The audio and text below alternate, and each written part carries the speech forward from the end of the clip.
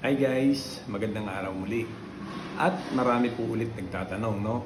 Madali daw po bang mabulok ang bamboo ninyo o ang kawayan ninyo, no? Ang sagot po nito, kailangan po magkaroon muna kayo ng kaalaman o awareness sa bamboo.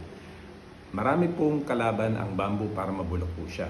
So, dalawa lang po ang mababanggit ko sa sasabihin ko po sa inyo, no? So, ang una po ay punjay, no? Yung punjay po, ito po yung mga bakterya na dumidikit dito sa bamboo, no?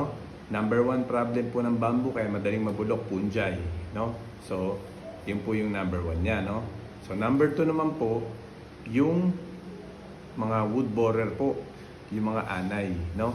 Yung kumakain nito, no? Yung mga nanggagaling sa lupa, no? Sila po yung umuubos ng bamboo.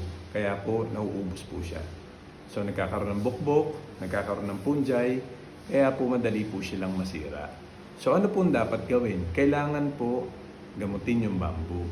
Bago po nyo ilagay sa fence, kailangan po nagamot na po siya para po mas lalo po siyang tumagal.